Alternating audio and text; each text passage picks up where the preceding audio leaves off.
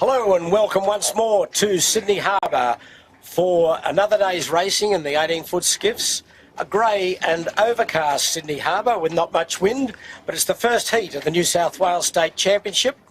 And after the disappointment of last week when the race was blown out because of the strong and vigorous westerly that came across the harbour and blew at 30 plus knots with no racing, which was unusual for the 18-footers, we're going to have a full race today over the full course. And as I mentioned, it's the first heat of the State Championship, sponsored today by the Royal Oak Four Pines and racing for the WC Duncan Trophy. I'm Peter Shipway, and as I say, good afternoon to Andrew Buckland to give us an overview of the weather. Good afternoon, Andrew. Thanks, Pete. And tropical weather set in for Sydney. We're racing today in a sort of soft gradient north-northeast wind with a cold front that might get through here about 10 o'clock this evening. So expecting the breeze perhaps to just build and back a little as the day goes on. How much breeze we got at the moment, Andrew? We've got about 10 minutes to go to the start. How much have we got? 9-10. 9/10 of F all? Or? No, 9 or 10. Oh, right, I'm sorry. 9 or 10 Be or more 11. specific. Be more specific. 9 or 10 or 11 knots. Okay, we'll settle for 10 knots. Yep. As we say good afternoon to Jimmy Bury. And Jimmy, we're on our favourite course. Talk us through the northeasterly course. G'day, Shipper. Yeah, we've got the number one flag displayed today, so it's the northeast. So we start down here at near Clark Island, work our way up the harbour towards the heads to the Beachel Buoy. Set the spinnakers, come down around Shark Island, down to the bottom mark, down here at the start, all the way back up. Then a straight run back down, then work back up for the final time. Run down, jibe around Shark Island, run to the finish. It's big run out tide too, so it should be Interesting day. Very. Jimmy, nice triangle hot dog course that we all love for obvious reasons. It lines up Sydney Harbour with the beat with the wind, and so on. It was made for Sydney Harbour. How long have we been sailing this course? Not us personally, the class. The class? Yeah. Mate, out of your era, I wouldn't know. Trick question. Yeah. I think they first used roughly this course in about 1908. What's that, your third season, but Yeah, well, that was my third year. That's right, exactly. Thank Are you. you sure about that, Bucko? No, not at all. No, you're not, because it's not correct. So anyway, I'll tell you why it's not correct in a minute. But anyway, we're about 10 or so minutes from the start, and a couple of crew changes today. We've got on Shore and Partners being skippered by Ben Bradley. He's coming in on the helm today. We've got Noakes still not sailing, Sean Langman, the boat's over in New Zealand, and Finport Finance, Keegan York, he's awaiting a new boat, and we believe, Andrew, that's a month or so away, so probably after Christmas, I would gather. Yeah, that's the best information we've got. Yeah. So last week, as we said, it was blown away because of the strong westerly, but we're going to get a racing today. It might be a rather longish race in this lightish conditions. And we're watching Smeg. Now there's Michael Coxon, Ricky Bridge and Tom Anderson just eyeing up the line to try and get a transit. And significant crew change on Rag and Famish. Zach Barnabas comes aboard today, along with Harry Price and Josh McKnight. Zach last year, of course, sailed on Smeg, but he's having a year off, so he's been called in, and a pretty handy replacement, I think, Jimmy. yeah, very handy replacement. He's not doing any sailing at all at the moment, so it's good to see him back out here. No, he was his usual enthusiastic self in the park, I can tell you. And that's great. Concentrating on his rugby. He tells me he's been in training for 3 weeks and looking forward, hopefully, to coming to East Rugby. Big change out of the Manly club, so... Not a hope in hell. We'll see what happens there. But anyway, back on the water, away from the rugby pitch. But we would like to say hello to the Hailing Island Sailing Club in southern England. I know you're probably watching over there almost in the depths of winter. You watch every week over your breakfast. And so welcome to you all. We won't mention rugby over there because a bit of a toweling last night by the Springboks over England. But anyway, it's the way it goes. Eddie Jones, the Australian coach, will have to make a few adjustments there to get England back on top of the podium. And on board today, we've got Greg Swift, who's Australian who now lives in England and races out of the Hailing Island Sailing Club. So welcome to you, Greg. We hope you enjoy the day. And it should be an exciting day's racing. If you look at the Rag and Famish, there's Harry Price, Josh McKnight there. As I said, Zach Barnabas comes in with those boys today. The sky clearing out of the northwest. Andrew, what do you read out of that? Anything significant? Yeah, just the front creeping up closer and, changes in the relative humidity in the upper layer there. And 6 hours for the cold front wouldn't be a bad guess. 6 or 8 hours. So how much breeze do you think we're going to see at the top end of this today? I don't think we'll see more than 12. There you go. Okay, all right. On any persistent basis. Okay, so we're just waiting and waiting for the starting signals to go up.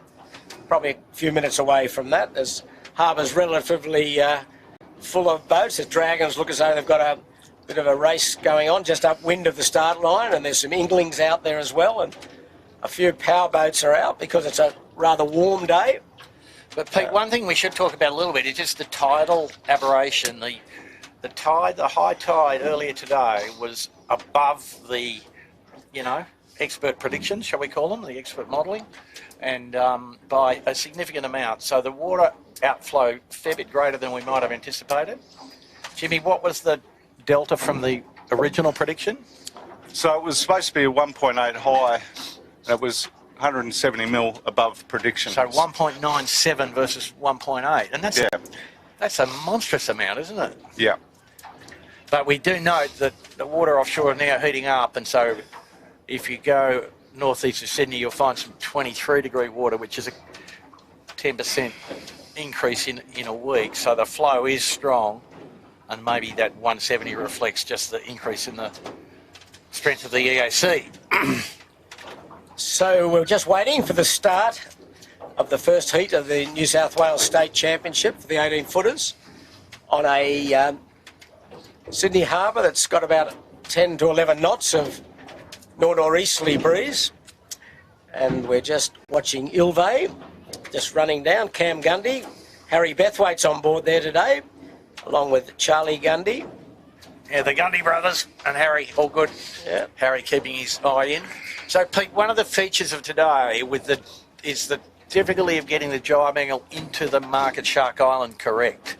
The crews have kind of got a virtual map in their head of the jibe angle in a nor'easterly, but this isn't really a nor'easter. No.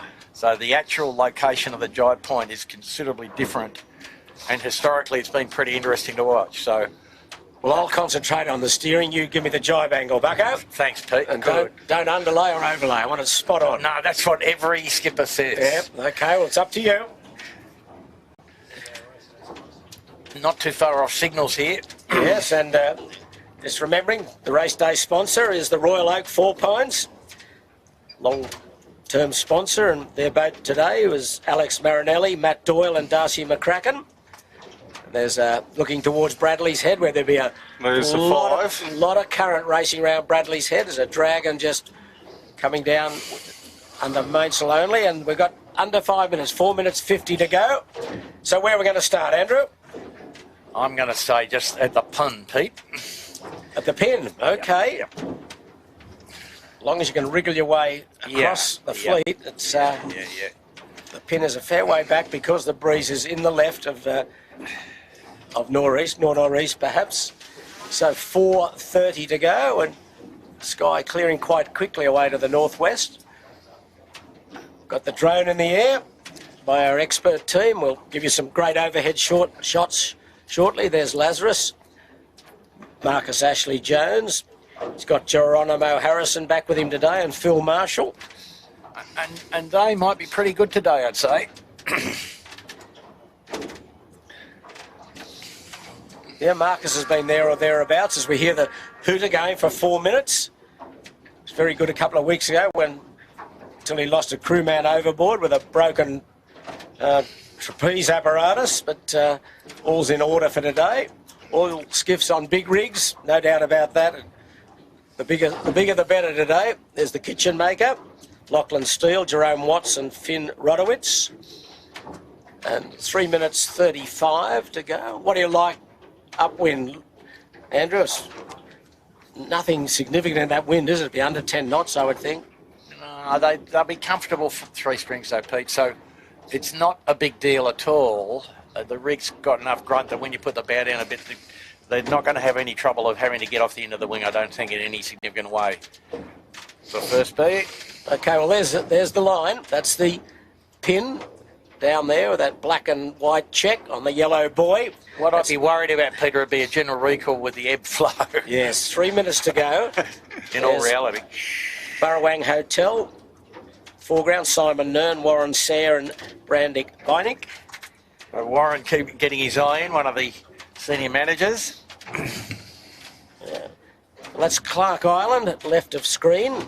Harbour Bridge in the background. The pin's quite close to Clark Island because of this left bias in the breeze. Yep. Is Andu, one of the favourites. John Winning Jr., Sam Newton back in the crew today after his stint on Sail GP, and Sevi Jarvan, the record holder for the JJ Gilton wins, as helmsman. So the Andu, they've been doing some innovative work starting, and we saw them win the Gilton last year with some pretty clever stuff, frankly, and not necessarily low risk stuff, but their ability to escape the dirty air of the other boats was pretty impressive on several occasions. So their mentor Ian Murray was in the park today, just doing some fine adjustments. Got minute 50 to go, and they're starting to line up. So where are you going for, Andrew? The pin, are you? Yep. Okay. See what transpires. Chelsea.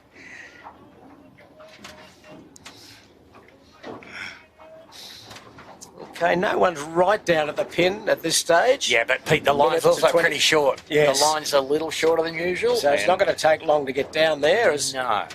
The most lured boat is the Rag and Famish, Harry Price. Oh, the Royal Oaks below them. And there's the Royal... Where's the Royal? Oh, the Royal Oaks down there as well. Yes, he's just coming into view. How are we going? Coming to 1 minute. Yep. 1 minute. Yeah, they're well behaved at the moment. 1 minute. Yeah. Rag's tacked back onto...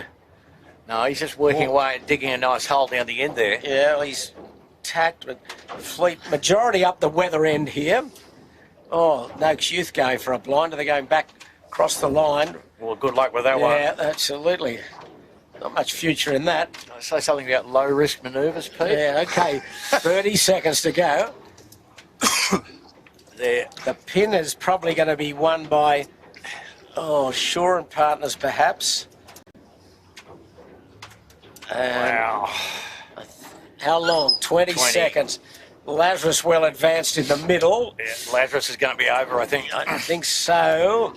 Your call of general might be close, Andrew. Yep, 10 seconds to Shaw go. and Partners at the weather end Lazarus here. has bailed out. 4, 3, 2, 1, bang. General. No, I think it's got to be a general. Yep. Any flags? They're fumbling. No hooter. There's a man going to hoist the flag. Can't find the flag. Anyway, there's no hooter, no flag. And a man's looking in the flag bag still. No recall, no. Recall. Wow. We're away. Okay, well, we'll put that one down to... Precision, Peter. Well, yes, absolutely. Precision. So what do we see? We see that 80-footer bar and restaurant has done well. Noakes Blue was the first boat to tack. He got jammed up at the windward end. So all the fleet away on starboard towards Bradley's. Noakes Youth have tacked as well. Oh, they're in all sorts of trouble, the old Noakes Youth. Not much breeze at all. Well, he's eating about 40 tonnes of dirty air, Pete, so... Came out of the tack with a stall jib. So, what do we got here? We've got... Well, this would be pretty interesting, Pete. The clear leader from the top end of the line is Lazarus. From the middle, Birkenhead. And the guys from the left edge don't look like they're going to be able to get back, but they've still got another minute or so to sail. Andu, Yandu and Regan Famish sort of looking okay. More pressure coming here now off the headland. And Ilve's done well too. He's up high and well to windward. Yeah, I mean, Cam Gundy, Harry Beth Road and Charlie Gundy are going to be competitive. They certainly are at the moment. They've got the foot down. But that's Rag and Famish that leads that group. Just to leeward of them is Smeg, and then to windward with the white sails is Yandu, and above him Andu, the winning father and son combination. And they're on their way towards Bradley's, and they'll be getting some really ripper tide coming around Bradley's head today in this mammoth run-out tide. And Pete, everybody nicely leaned back, admittedly with the mains pinned in pretty solid, and the rig's at medium depth, you would say, so they're ripping along, no worries about getting through the water here. Andu's doing a nice job, just holding their height off Yandu. And yeah, and that's a big contest, those three boats, isn't it? it looks as though they're just starting to take a little header, so it might mean that Rag and Famish can come back and cross perhaps. Not going to be much in it, but there's reasonable pressure now, probably a bit more than they had after the start. Yep. Probably a knot or two. So probably 10, 11 where Rag is there now. You can see Rag now. You would think he'd cross reasonably comfortably, but Yandu and Andu just starting to get that pressure, which gets their bow up a little. See, their bows are coming up. Yeah, I think Rag will probably go all the way. It's a long progressive header, Pete, as you know, so they keep bending away into the compression of the headland. Ilve's still strong in the middle. That's him with the white sails up in the middle of the line. Yep, he's going well.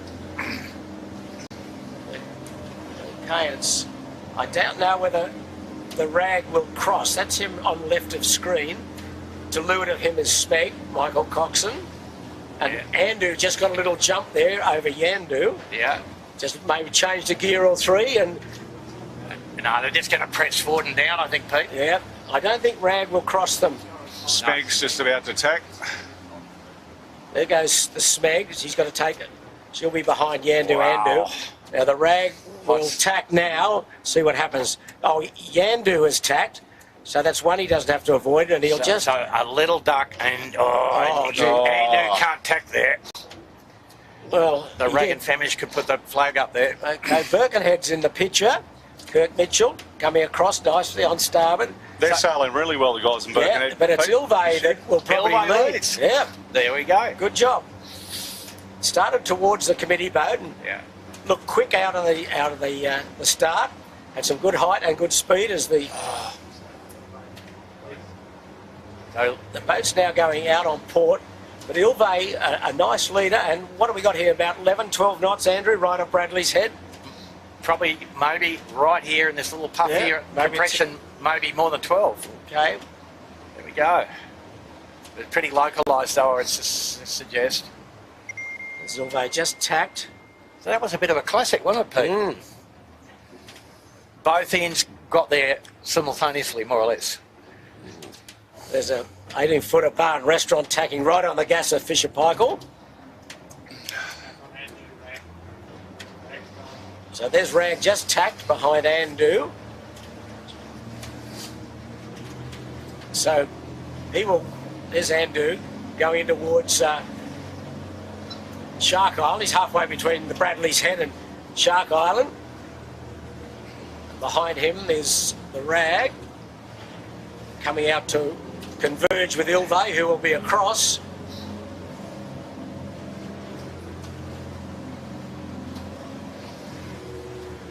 Interesting times. And Peter, we see there just how sort of dynamic it is. There is more pressure on the left edge by and large, yeah? But ebb tide, you can afford to have a little bit less wind if you're in more current, so Andu, Yandu, Birkenhead and Smeg all going in towards Shark Island. Andu has just tacked about 100 or so metres off the Shark Island. Ilve going across also on port. The Rag still on starboard going in towards Taylor Bay. We're back on Rag. looking a picture and sailing pretty confidently. Just a bit of ferry traffic incoming from Manly for them. Off camera, we've got a very close cross between Ilve and Andu. Here it is now. Great overhead here. Will Ilve cross? Ooh, tight. Ooh. Yeah. Well, he's across. Yeah, and I think Andrew's chewing him up pretty quickly there. Yeah, well, the jib trim on the Ilve didn't look hard enough, so... Yeah, it looked like it needed to be pulled on a bit, right? Yeah. It's quite open. Anyway, they're still in the top three. Will be interesting here now, Pete. The crossback Ando versus Rag. Rag coming into Taylor Bay, looking for the little left-hander and a bit more pressure. There's reasonable pressure here. Perfect flat water too, Pete. Harbour relatively clear of, of obstacles as far as boats are concerned and yachts. There's a great shot of probably the three leaders. Rag in the foreground, Andu and Ilve. Just behind them is Yandu, Birkenhead Point, Smegs there or thereabouts. The 18-footer bar and restaurants. Yes, he's looks there. like they're just in front of Smeg, just off screen, but yeah, it's... Okay, there's Wow. Kitchen Maker. Shaw and Partners. Lazarus. He's... Okay, in the distance, that's Rag and Famish. He wouldn't be far off attack. He's just getting into some nice pressure around Chowder Head. Just be interesting to watch him tack here. There's another compression against the headland here that's pretty good. You'd say out in the middle, Andu looks pretty strong. There goes the Rag now. Yeah, Andrew's going to cross him quite easily. Quite easily, yeah. Yeah. And So, but Andrew going very fast through the water, yeah, and Ilve there with the white sails, he's not coming back on anything great at all. And No. I think Andrew's going to be a clear leader, as you say, Andrew. Yep. So we're about almost halfway up the first meet of the first heat of the New South Wales state titles. Today's sponsor, the Royal Oak Four Pines, racing for the WC Duncan Trophy. Trappy Duncan. Yeah, we're just short of halfway here up the beat. Oh, Ilve, those boats that went right are not coming back on anything great. But Andrew must be roaring through the water to make up what they've made up there. He's just tacked now. Probably going down to consolidate his position. Yeah. But really good pressure here at Chowder Head. Oh, there's a good gaggle of boats. Ilve, Yandu, Rag and Famish, Fisher Paykel, Smeg, 18-footer bar, and then the Royal Oak. Today's race sponsor. Where's the Lazarus? I haven't seen much of him. He's back. Oh, well back, isn't he? Yeah. He's had an incident, I would suggest. Yeah. Both of the Lazarus are well back there. Yeah, no, he's had some little issue. His 18-footers, Pedro Vazzoni, putting in a pretty solid performance at this early stage. He's going right into George's Head here and will tack with a nice little bit of pressure. And Pete, what we should know is that for most of the fleet, to the extent they're getting new sales, they've got them as of today. So sale registration day and so on, and so that might improve. Quite a few guys who've been flogging their way around with older laminates. Okay, there's Ilve, which we say is probably about third or fourth.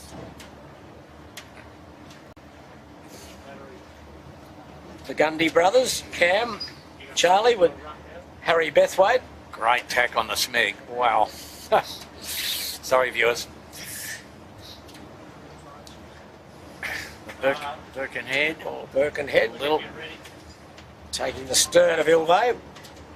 So they've been very solid this year, the Birkenhead. Kirk Mitchell, Andrew Stevenson and Daniel Barnett.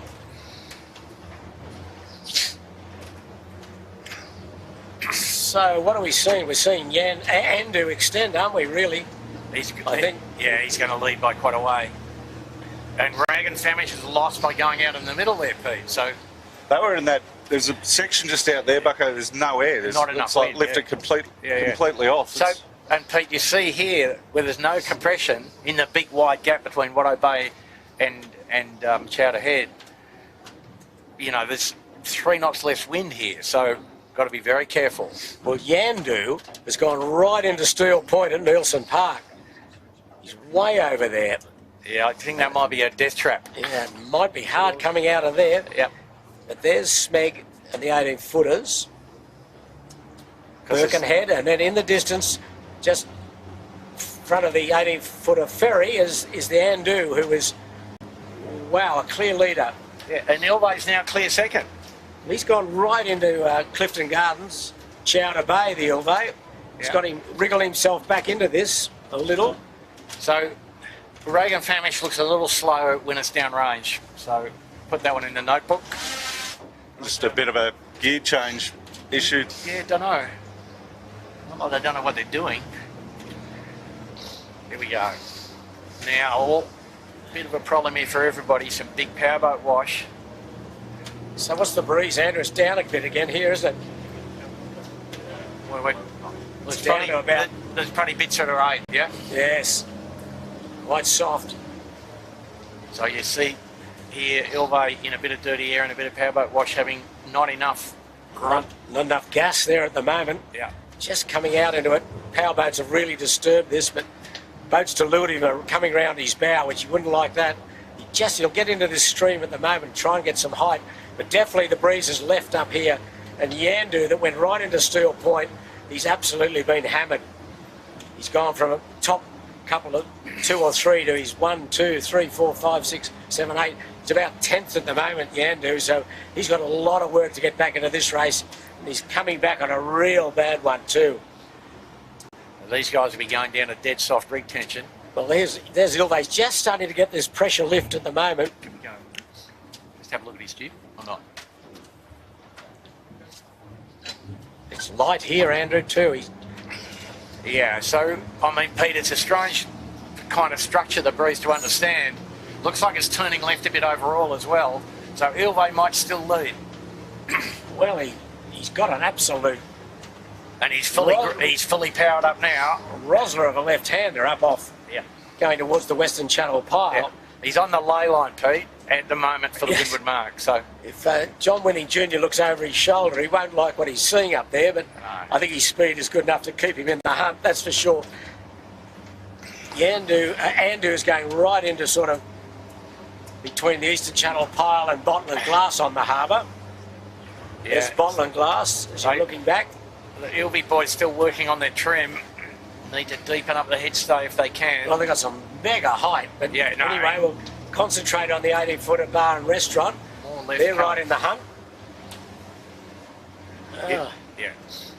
Ilvay now getting to 3 strings, so that's a good sign for them. Andu around their forestay, and this Ilvay's about 20 degrees higher than Andu, or more even. High left, we'd call it, Pete, wouldn't we? Well, you're smelling the roses up here for the moment. Yeah.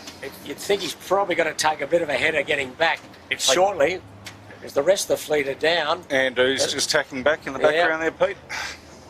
These guys are just praying for one more knot of wind, Pete. See him pop round the forestay. Yeah, Andu still leads. Yeah, these guys haven't had enough wind to get forward. No. There's the Birkenhead, 18-footer bar and restaurant. But they're in the hunt. Gee, it's a tough old beat. If you went right early, you got hammered. Poor old Yandu is absolutely way back in the pack now. He's counting from the back of the fleet, yes, mate. Yeah. And here's the race leader, Andu. Now he's got a still nice lead. Maybe Birkenhead could be second. Yeah, so he's pretty fast in light air too, Pete. As they went towards Watson's Bay, got a bit of a right-hander, which they got it. Although Andu's now suffering. Well, if you look across the track, the wind now appears to be strongest in the middle where we are travelling. In fact, lucky to have 10 knots though here. No, lucky to be 8 knots. Yeah. Starting to get a bit bumpy with this outgoing tide.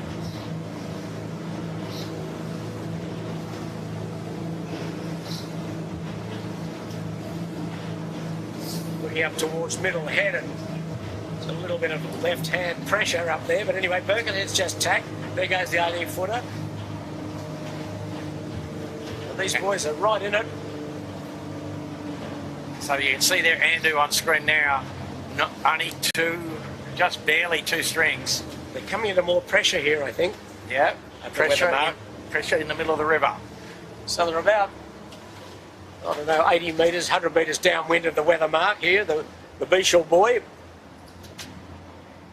So the wind speed here, and we're on the camera cat at the windward mark. Wind speed probably 10. So full pressure at the windward mark, but quite localised. So there's Ilve, the white sails coming across on port. It's close, isn't Yeah, it? it is close. He's closed the gap again. Well, and he's got to the pressure. Andu not far off a ley line. Yeah. Ilve would say is over it at the moment. And enjoying it.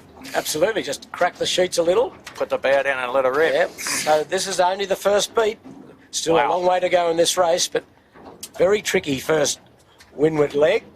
So the Andu's going to lead by 3 boat lengths, Pete. Yeah, and then Smeg's come into this as well. And behind Smeg, is that Fisher Paykel? Yeah, Jordan Gertis. Wow. He's snuggled his way up.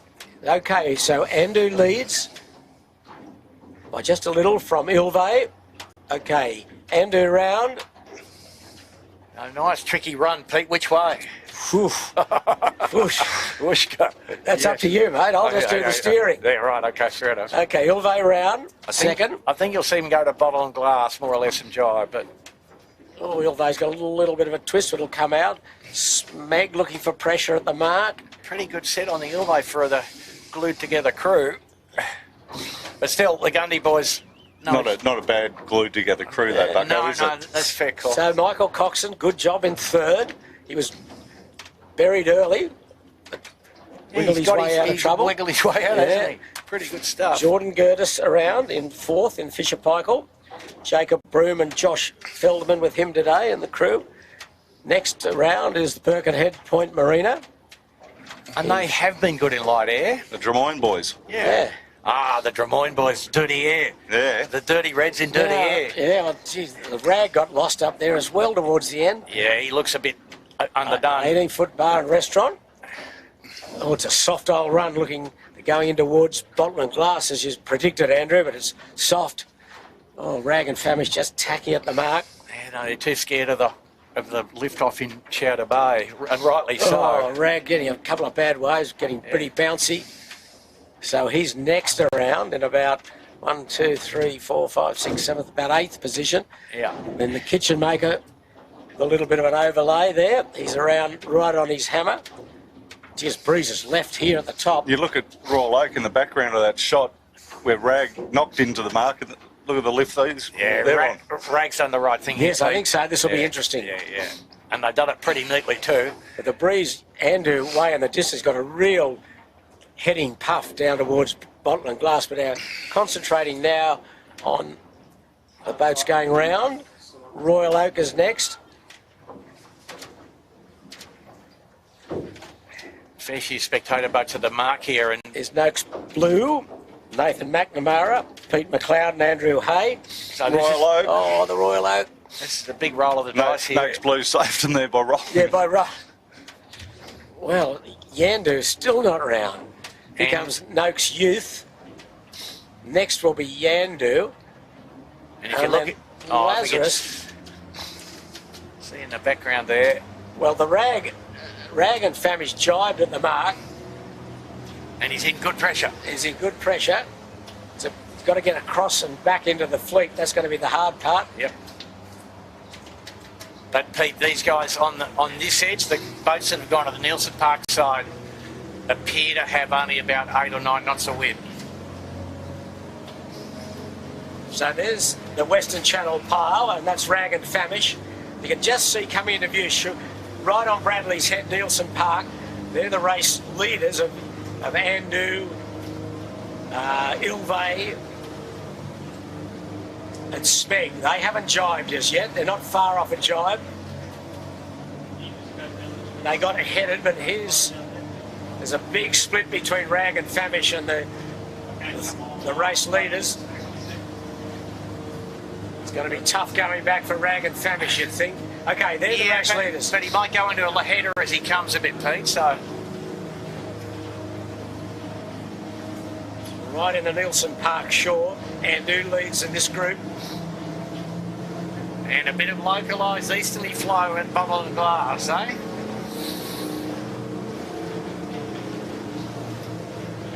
Quite intriguing. Andu jives, Ilvay jives, Fisher Michael jives, Smeg yet to jive. Way in the distance over on the western shore is Rag and Famish.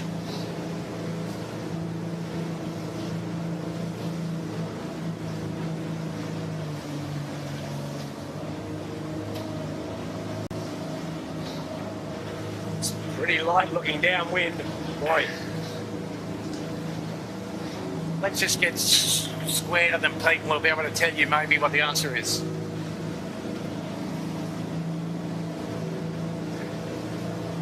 Hard to figure out how much wind Rag and Famish has got, but you know that these guys on this edge have only got about 8 or 9 knots. And the Rag has jibe coming back on port jibe. It's probably made a little bit of ground up. He's got plenty to make up, I think. There he is there with the purple spinnaker. But because the boat speed goes up so quickly in these boats, 2 knots more wind makes nearly 4 knots of difference, Massive difference. At one point in the curve. So there he is. Still got a man sitting in. Yeah.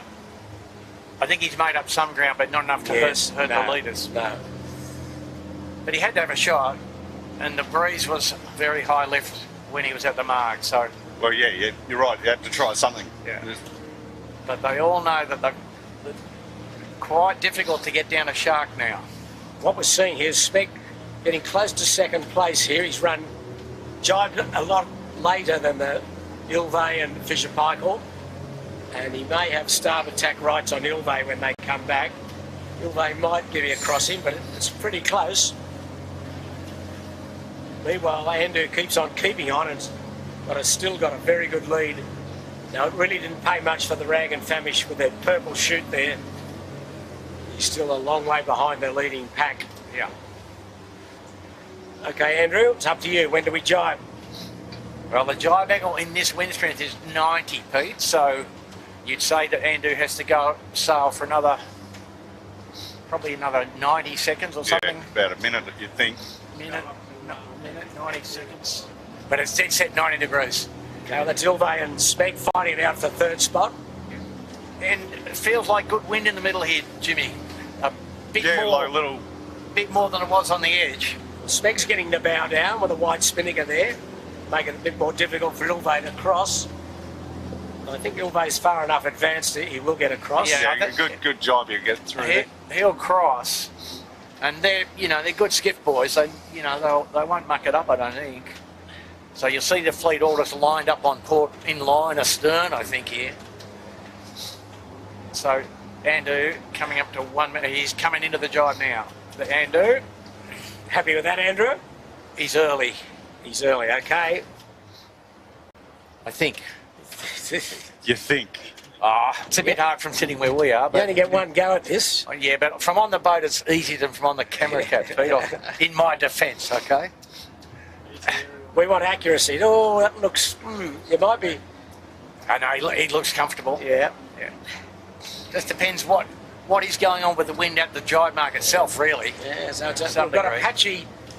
But he's still nor'easter and about... full VMG mode, Pete, so... 8 knots. That tells you that he thinks he's good, but not overstood. So we're on the first spinnaker run of this first heat of the New South Wales State Championship for the 18-footers. You're with the Sail Media team aboard the Camera Cat. Andrew Buckland, Jimmy Bury, along with myself, Peter Shipway, bringing us to you. Hope you're enjoying it wherever you're watching around the world. And getting up early in the morning in Britain, or with the race leader here, Pete, all good, and VMG running technique for what we think's about 9 knots of wind, 10 knots of wind. I think that at the moment his jibe angle looks pretty good, doesn't it?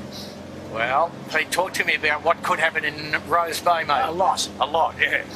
That's the simple answer, isn't it? But you see that Ilvy's gone about another, what do you reckon, Jimmy, 100 metres? Yeah, roughly. So thereabouts. A bit more aggressive. Which I think you can afford to, looking at what we're looking at on Andu with Sevi sitting in the bottom of the boat. Exactly. So they're still trying to soak down towards the leeward edge of the track here. There's reasonable pressure in Rose Bay. There's a couple of yachts well heeled, but they've got to still get it through a few little squiggly bits here. So let's have a look at the Andu from behind here, guys. They look a little under trimmed perhaps, but that's pretty soaky sort of stuff for an 18-footer. One guy sitting in the boat. There's a nice little heading puff for them. The Munchkin men sitting in the middle, they're only using 2/3 of the riding moment. Beautiful shot of the twist of the two sails, the three sails. It's a perfect angle at the moment. There's more breeze coming to them as well. Yeah. So we'll see Sevi move out, Sevi Jarvan moving out onto the wing. Beautiful A stuff. little bit more stability. This looks all pretty nice. So we give him 10 out of 10 for the jibing. Absolutely. What would I know, right? You got a 5 out of 10. I got a 5, yeah. Okay, well look at that That's great right. shot. Okay, as we look back, there's Ilday with the black chute and the windward of him Smeg. But I'll tell you this, Pete, Ilvay with a slightly more aggressive angle has gained on Smeg. So these boats are a bit deceptive. They generate apparent wind so quickly when you put the bow up that 2 degrees of apparent wind angle change is the difference between full RM and 2/3, basically. Andu now charging into the jibe, wondrous. Nice lead he's got. He's got about a 150 to 200 metre lead over Ilday. There's Shark Island. They're about 5 boat lengths from the actual mark, but will they extend a bit, I think? They'll extend a little bit, I'd say, Pete. But just to avoid the worst of the lee of Shark as they go through.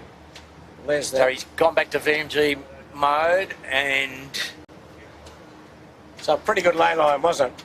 yeah, no, Just wondrous. About 10 metres above it, but they've got nice pressure now. Again, Sevi still sitting in the boat. So, I think they'll extend a fair way, actually. well, Looking at this breeze, it's there's up a and down. little more breeze here now, Pete.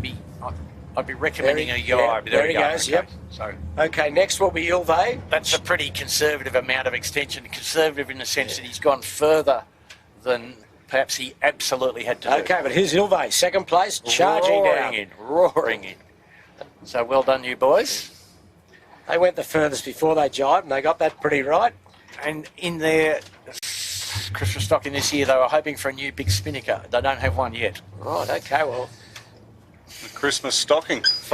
10 seconds behind them is Michael Cox and the Smeg team. And they're setting up for an early jibe. And there's a long gap then to fourth, Yeah. which will be Fisher Pikeland, who really got dumped down that run along with Birkenhead. These 3 boats really opened out. So the rich got richer in a big way, didn't they? You'll see Andu between these two just smoking along the foreshore at Point Piper. So Maybe an early jibe on Smeg may be Yep, okay yep. at the moment. yeah, no, there's enough north in it, Pete. An early Yes. jibe was probably the correct answer. A bit more breeze floating down the course too. There won't be much of a lee. There's the gap back to 4th place with the black spinnaker of Fisher Pikeall, and then Birkenhead Point, 18 footers with a yellow spinnaker. I'll tell you who really well was Balmain. Balmain Pete. Snake. They jibed at the top mark. They were probably Yes. the furthest into Nelson Park. And, To Chowder Bay. and the rag, it really didn't do much down there with that early jibe. But anyway, this is the chasing pack for the 4th position. And Ilvay just a little bit slower than Smeg here, and with their old spinnaker going to get rolled here by the look of it. Not much the boys can do about that though. Have to grin and bear it, I think. Michael Coxon, Ricky Bridge, pretty seasoned campaigners, along with Tom Anderson in the bow. Doing a pretty good job here. Fisher Pikeall are around with Birkenhead Point and Balmain's around. And 18 footers is just about to round that jibe mark there at Shark Island. Fisher Pikeall's lit up there. Yeah. Sun breaking through, a lot of cloud breaking up now. The breeze, what, back to about 8, 9, maybe 10, Andrew, just? Yep, absolutely. A really good battle going on at the head of the fleet, and also back towards the fourth place. But there's Andu leading from Smeg and Ilve. So Smeg's made up a bit by jibing early. And soaked down in front of Ilve. Yeah, but that's... Don't blame Ilve for that. It's old versus new shoot battle there. And that Andu did go too far now in hindsight, Pete. How about that? Because they're now 3 strings and pressing hard to get somewhere near the rounding mark, which is just off the corner of Clark Island, off in the distance.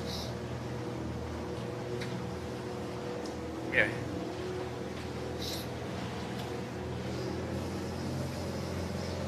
So almost the end of the first lap. It's time they go up to the Beechel Buoy and then they run straight back to Clark Island. So still a lot of racing to go, but Andu leads. Be quite comfortable. Comfortable lead by the time they go round the leeward mark.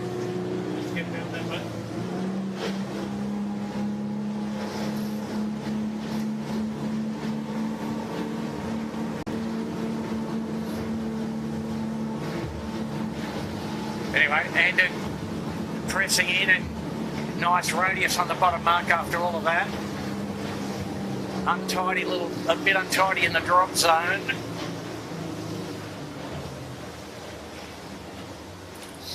With the speed there got Bucko, it doesn't matter. No, that is probably correct. Yeah, pretty solid up that first beat, but just starting the second beat. Smeg will be second around. We've got the clock running. It already leads by 15 seconds. It's going to be about 30, Pete, isn't Yep. it? Smeg getting ready to drop. Putting a bit of pressure on Tommy here, but... They'll get the job done. Gee whiz, eh? Running square. Wow. So they just, they used a bit of their petrol to get over the top of Ilve, so they paid a little bit for that place change. Okay, nice crew work there. They're round. Yeah. 40 seconds, we'll put that down to the lead. Shall we, Pete? That's using the digital clock, is it? Absolutely. Bit of modern technology. Ilve got a bit dumped there. You can see that Spinnaker has probably done a few miles.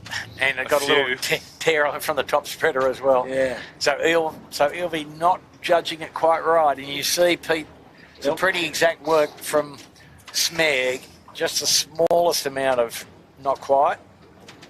So Ilve about 1:10 behind the race leader Andu as they're off towards Bradley's Head for the second time. Oh, the breeze looks patchy upwind. Long gap then to Fisher Paykel fourth.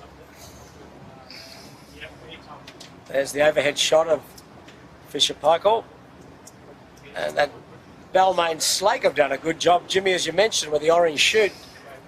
Just trying to get over the top of Birkenhead. Uh-oh. Yeah, no, they're sailing really, really well, those boys. And then you've got the Birkenhead Point. Boys are keeping on.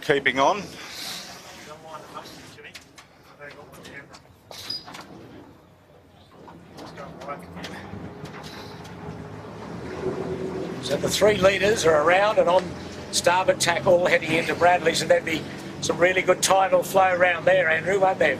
Now with a good hour or so's ebb in the tide.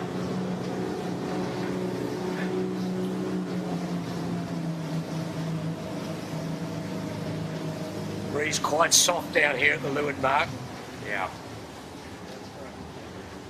So for the viewers, just an exhibition of driving downhill, and just to explain in these boats that Optimum VMG is trying most of the time to use all the riding moments. So when you see them in that what we call VMG mode, it means the wind speed's low enough and the apparent wind is in front of the boat slightly, so 80-degree apparent wind angle. But overcooking it a bit doesn't hurt anything like it would hurt you in a slow-moving keel boat. So the safe and conservative side is actually to sail slightly more aggressive angles downwind. And that might sound strange, but that's just a rally of a medium to high-speed boat. And the degree to which, the big number 1 rig can generate, a ton of grunt, basically. Bit of trouble on the Birkenhead there. Ducko getting the chute down? Yeah, didn't hurt him too bad. So they're around in 5th. Balmain come through quite well. They're sixth. But Balmain's still not trimmed in. They've been round the mark for 6 boat lengths and they're still not trimmed in. Still light here at this leeward mark. Yeah. Lazarus has got some wheels. Remember halfway up the Yeah. first work how far Yeah. back they were. There's the 18-footer. They're very soft here. And the rag coming in with a jibe drop. So hard to see, say, the rag or Lazarus getting up to better than about 4th here now. It's a bit of a follow the leader now. Oh, it's tough. You can't tack, and no. so and Bumpy water, and yeah, it's really tough here. so the rag's around about 8th spot. Kitchen Maker, then Noakes Blue, and then Yandu well off the pace. He got absolutely hammered up that first beat by going hard right up to Nielsen Park. Well, Pete, let's make a little bet. Well, let's bet that we see the Yandu do a little port tack here. Nice crew work on Yandu, and there's the Burrawang Hotel in the background. But he might decide to tough it out, but it's a long pinch to Bradley's head. I don't think he can afford to tack off looking at him going across the harbour. Yes, light here is probably 6 or 7 knots. More pressure and more flow against the headland, so it is very tough He's to got tack. to, unfortunately, just cop it, don't you? Yeah. Simon Nern gets the Burrawang Hotel around. You feel better when you're on port and you tack back and go, oh, that really didn't do us any good. No. So, funny, isn't it? Then you're just forced to keep making the arrow deeper and deeper, don't you? So, folks, we've got a question from Pete Chalmers, one of our listeners that lives in Sydney and a visitor to the Manly 16-footer club, we believe, asking the difference between a 16 and an 18, you know, in power and riding moment terms effectively. So, Pete, to answer your question, you know, the 16 really gets fully grunted up in 10, 11, 12 knots of wind with a big rig under the restricted sail area rule. So, Jimmy, those sails, the measured area is now 23 square metres. So a little bigger than they were traditionally. Yep. And that's the right answer for the class. But if you do the reverse bit of maths, you'd find that the 16 has got not much more than 40%, slightly less than 40% of the riding moment of the 18. So the 18's got 2.5 times as much riding moment. Yep. A bit more than 2.5 times. And I'll do some maths through the week on that one. But roughly you've got 3 times the riding moment in the 18 and 3 times, therefore, the aero force. And so they are full pressure in 7 knots of wind with their big rigs, 7 knots with a normal vertical gradient. And also the adjustments the 18s can do versus the 16s. The 16s have a rule where they're not allowed to adjust their rig once they're racing. So and Chits is reminding us that the 16's only got 2 on the wire and the skipper on the gunnel on a boat which the beam of which is, you know, less than the hull of the 18, let alone the outriggers. So up to about 8 knots of wind, the 16's a displacement boat in effect, and then it turns into a skiff. I hope that's enough answer, Pete. So Lazarus Youth are just round. And last boat to go round will be Noakes Youth, but we're concentrating now going up through the fleet. That's Birkenhead Point Marina going in towards Bradley's Head. And you can see the breeze is in the left and about probably 10 knots at best, Andrew. Yeah, it doesn't look as windy as it was on the first beat, but let's go and have a close look. Yeah, northeast, big outflowing tide. And Andu leads quite easily.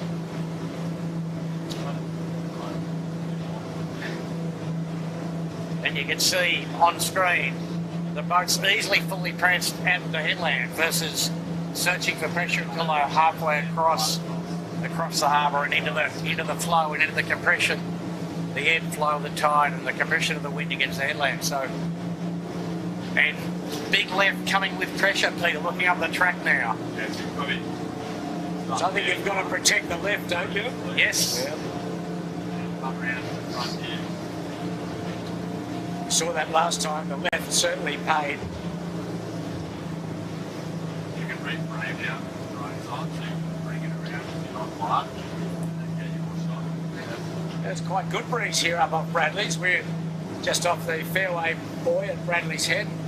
We've got good 10 knots and well in the left, north-northeast. Probably 14 knots. Yeah, Pete, absolutely. in the puff. I can see Balmain Slade in up there. Yeah, Anyway, good solid pressure on the left edge here. So they'll know which way to come down the run. You're live now, so stay with these guys. So the line comes on and you can reframe. You can get it to behind the zero. Just if you can get it behind Balmain Slade. Just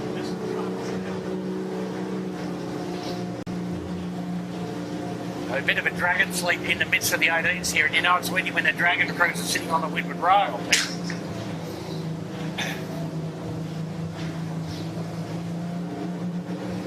Good stuff.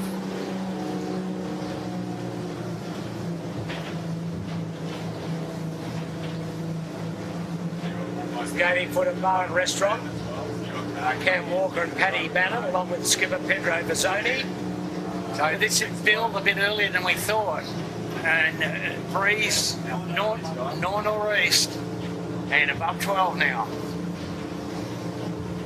As we go up through the fleet, there's the Rag and Famish. We'll be enjoying those stronger breezes, I think.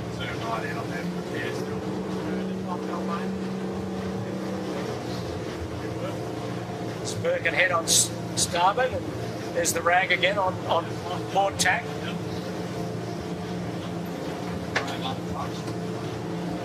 You can see the yachts in the background well heeled, so breeze 12, 13, 14 knots perhaps. And then slowly lightening as we go up the track, Pete, by the look of it.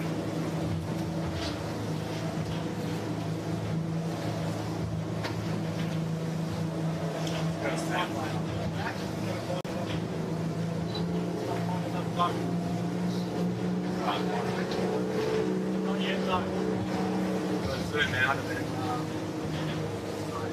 Another boat coming in.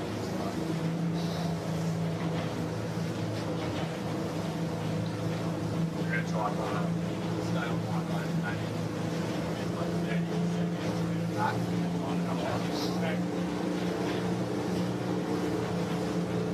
We got the snag coming in the shot. Come around and zoom out right amongst there.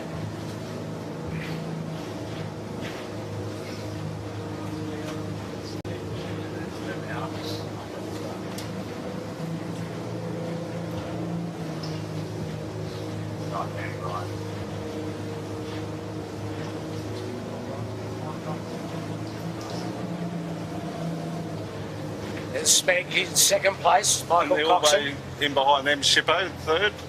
Ilvay coming across on port, as you say, Jimmy. But at the head of the fleet, Smeg going in towards Chowder Bay, but a long way ahead is Andu. And the pressure now reasonably consistent from the north, Yes. northeast. Probably averaging 12 knots on the whole track.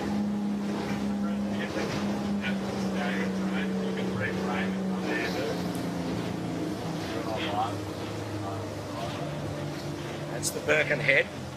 That's Chowder Bay, top of screen.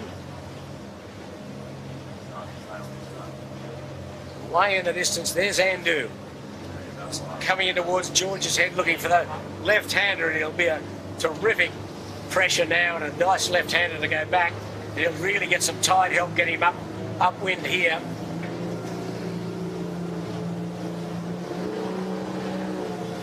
But just watching him here, Pete, where he's just softening as he gets into the bay here. Yeah. He'll keep going a little further, I would think. There's Smeg behind him in second place. That's the distance. Yeah. It's a good lead. It is a very handy lead. First heat of the state championships. Really got some wheels on that Andu, don't they? It does appear to have a new set of bearings, yes. There they go. The high temperature grease in there. Yeah. So good bit of wind. We're just upwind, directly upwind of them, and we're in a good little bit of pressure up at George's Head. I think they've tacked on the Leyland, though, Pete. Yeah. Well, The high left ebb tide ley line, we'll call it. yeah. At the moment they're short, but I think they'll go out and hope for a bit more left-hander. There's the distance is Andu, and this is Smeg. Smeg's a clear second, and the battle is for third.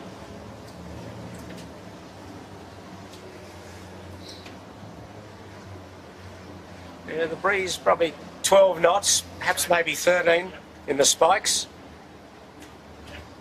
Come down now. So remembering around the Beechel Buoy and then down back to Clark Island, the leeward mark, and another beat up, and then the triangle to finish down to Shark Island, then the finish at Double Bay. But at the moment, Andu holds all the aces.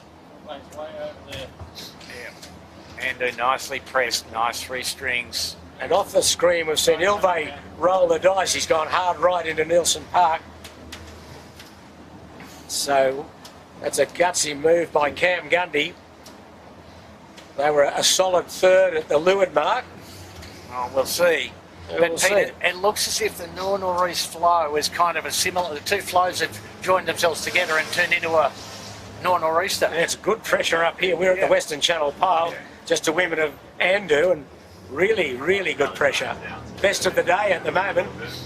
Well, I think the puff that we saw down at Bradley's at the start of the beat was probably the best, but certainly a different structure to the first beat. There's the Western Channel Pile.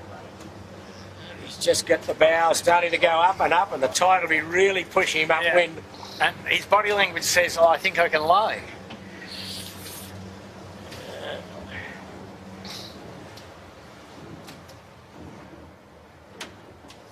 Remember, this was last year's JJ champion with Sevi Jarvan on the helm. But John Winning Jr.'s jumped into that today, or this season, and really doing a terrific job. There's the background, Ilve, yeah. Wow, it's going to be a hard one coming back for Cam Gundy. Yeah, but not too bad, Pete. Like I said, the flow's got a little more lined up with the harbour axis. Yeah, he'll still be third. He'll still be third, exactly. Yeah. I think that's correct. Andu will be short. He's short by the proverbial 80 metres. Yeah. Oh, well. So what do we do here, Andrew? We do a They're going to do a jibe set. Yeah, okay, I'm with you. I'm with you. Yeah.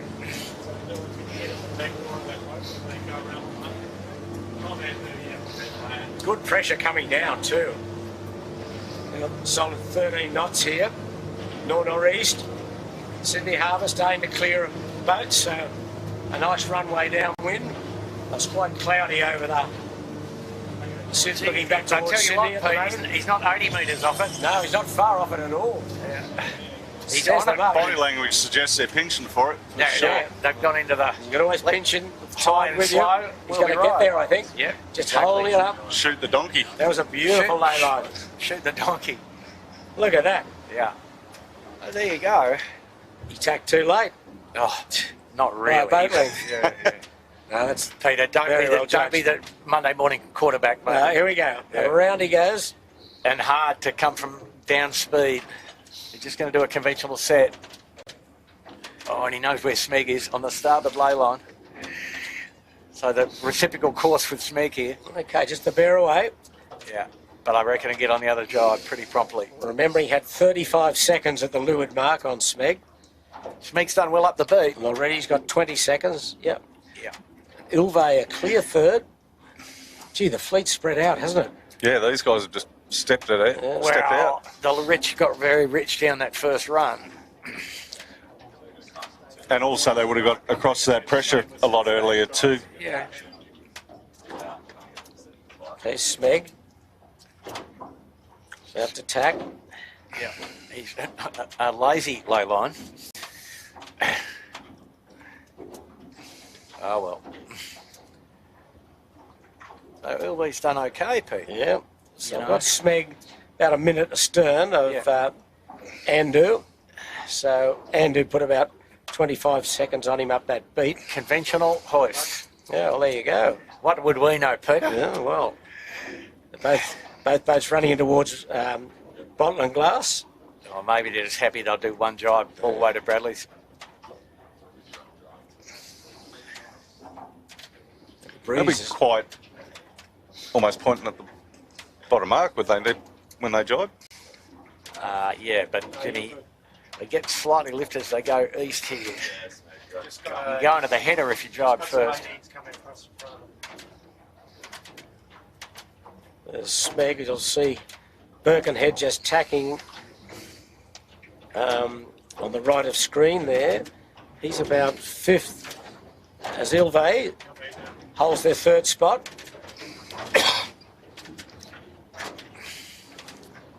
Round they go. Another bear, no, bear away set. Yeah, and they might do a bear away just because it shoots on that side. Yeah, Peter. with good pressure. It makes it easy. But let's see if they take the odds to it. Oh, a bit of wobbling. Come on, guys. Sheet on, and we're away. Yep, good pressure. Who's going to be next? Birkenhead or Fisher Paykel? Balmain Slake. You think Birkenhead point here, right? Yeah, it's close. The Yandu is struggling. Yeah, they got back into it though, Yandu. They'll be probably 3rd, 4th, 5th, 6th, 7th. So from where they were, it's still a long way behind the leaders, but they're working their way through the fleet. Here's Birkenhead. Birkenhead will get in front of Fisher Paykel, I think. Yeah, he will, but they'll be nearly overlapped, I think. Because Birkenhead's got attack and Fisher and Paykel's got room. Can roar around the outside of him, perhaps. Or inside of him, perhaps. Okay, there's the Birkenhead. Yeah, They'll be next. They're 4th. Yeah.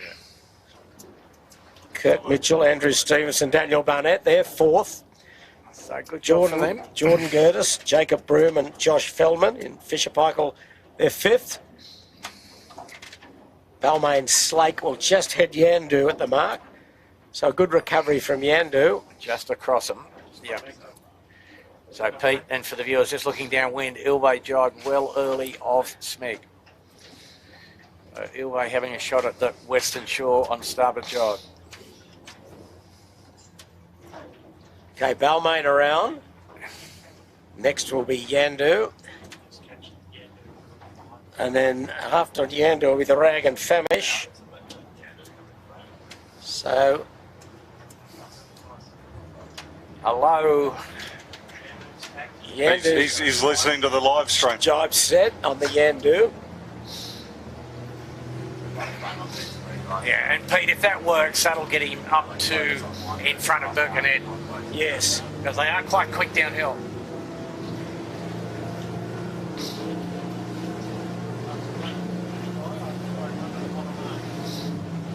Yeah, so just a reminder, this is a VMG run all the way to the bottom, so no jibe mark this run.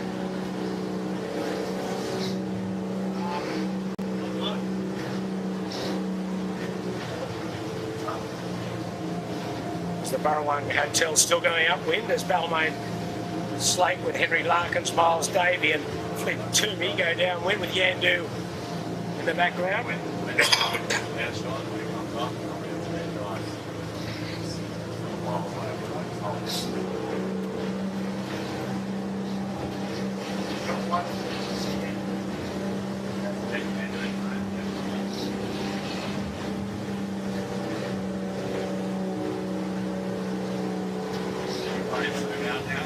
Yandu getting really good pressure down the western channel there.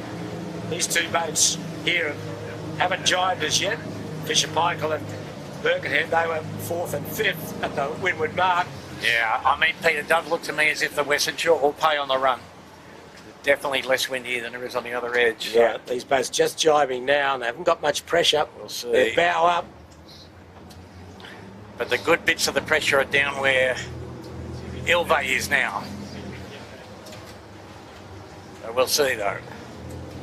There's Yandu, you can see him with the white spinnaker and Balmain Slake with the orange spinnaker. They're bow down with good pressure on that western shore. As Yandu's just still going in. Just these boys here on this eastern shore looking for pressure. A bit dusty.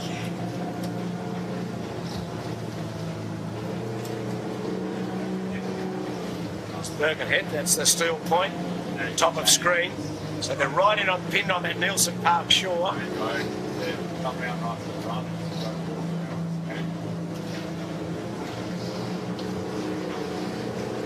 way in the distance. It's hard to see. It's Andu. She's about 2/3 the way down this VMG run to Clark Island.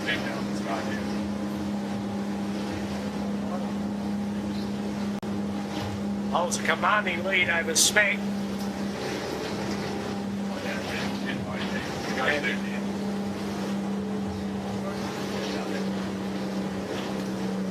They're the two leaders.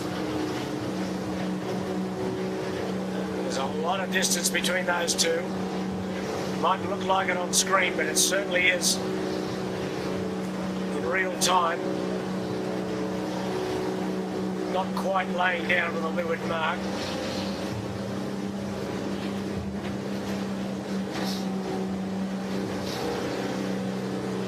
It's about the same distance back to Ilvey at the moment, Pete.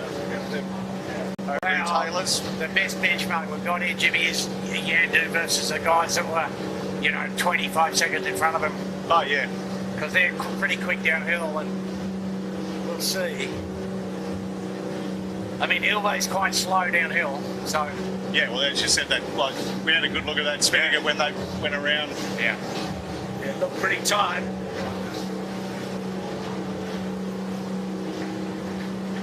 Yeah, I don't know that you'd use it for a car cover, would you? Breeze about 12 knots from the north-northeast. So we're down to the leeward mark and then up the final beat to the Beetle Buoy near Sound Peaks. Run to Shark Island, the Jive, and then into the finish. And at the moment, it's all Andu. John Winning, Sam Newton and Savvy Jarman putting on a pretty impressive performance here this afternoon.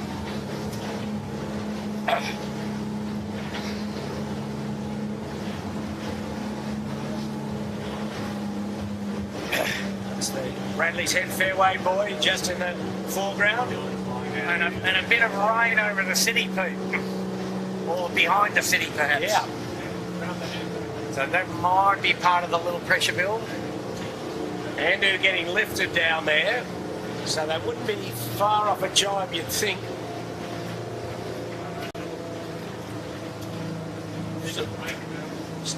Yeah, there's a big rain cloud as Andu jibes. He's okay. A bit wobbly in the jibe. Just a little, but we'll give him that.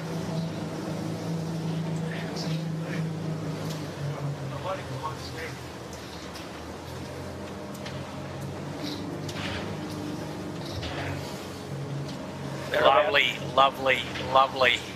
We're about 150 metres from the leeward mark as Smeg in the foreground jibes. They're well above the leeward mark. And you can see streaks of pressure coming around Bradley's Head now. So the breeze freshening from behind. Wow, we've got 14, 15 knots there at the moment. Yeah, a little extra, and Ilvey coming. They've done a good job down the run. They're in the most wind of anybody now. On screen, there you go. Just coming out of the jibe in Taylor Bay, so to the north of Bradley's Head. Andu, we can see now looking downhill under a bit of pressure. Yeah, Ilvey on a boomer. Yeah, off Bradley's Head. Firmly in third place. Chasing hard on the Smeg in second place, but there's a fair gap between first, second and third. There's Smeg. Smeg's in. No. Almost in the windward. They'll save that. Off screen. Oh. Andu goes round the leeward mark. Meanwhile, Smeg's in a spot of bother. No, they've got it going again. Just saved it, almost into windward. When they're up and going. Boy, that was close. Very comfortable lead now to Andu this Smeg. They got the wobbles up there, that's for sure. Yeah.